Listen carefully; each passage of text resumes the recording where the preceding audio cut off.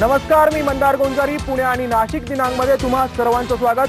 पुण्यात एका बाजूला पुण्यामध्ये पाणी कपातीमुळे अशा प्रकारचे उपाय योजावे लागत असताना दुसरीकडे मात्र शहरामध्ये अनेक ठिकाणी महापालिकेच्या जलवाहिन्यांमधून पाणी गळती होते आहे. तळजाई टेकडीवरती जी महापालिकेची जलवाहिनी आहे त्यामधून गळतीमुळे मोठ्या प्रमाणात पाणी वाहून जात आहे. पुण्यातील काही सजग नागरिकांनी पत्रकारांच्या नजरेस ही गोष्ट आणून दिली. त्यानंतर पत्रकारही तिथे पोहोचले तेव्हा मोठ्या प्रमाणात या जलवाहिनीमधून पाणी गळती होत असल्याचं पाहायला मिळालं. मोठ्या प्रमाणात पाणी वाहून जात होतं, वाया जात होतं. पुण्यामध्ये एका बाजूला पाणी कपात लागू केल्यामुळे एक दिवसाआड पाणी सोडण्याचा निर्णय महापालिकेने घेतला आहे. मात्र दुसऱ्या बाजूला शहरामध्ये अनेक ठिकाणी जलवाहिन्यांमधून मोठ्या प्रमाणात पाण्याची गळती होत आहे. या जलवाहिन्या वेळेवरती दुरुस्त केल्या जात नाहीयेत असं वारंवार समोर येत आहे.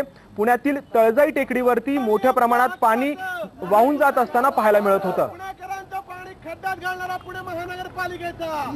या ठिकाणी आमच्या संघटनेच्या कार्यकर्त्यांना निदर्शनास आलं की लाखो लिटर पाणी रोज या ठिकाणी वाया जाते आणि एक मोठा खड्डा या ठिकाणी निर्माण झालाय आणि पुणेकरांच्या हक्काचं जे पाणी आहे ते इथे खड्ड्यात घालण्याचा प्रताप पुणे महानगरपालिकेने केला आहे आणि त्याचा पुणे नागरिक मंच ही नागरिकांची संघटना जाहीर निषेध करीत आहे.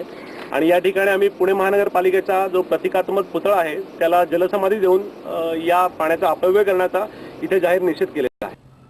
पुणे दिनांकमध्ये आता वेळ झाली एका ब्रेकची. ब्रेकनंतर इतरही महत्त्वाच्या बातम्या आपल्याला पाहायच्यात. तुम्ही पाहत राहा स्टार माझा.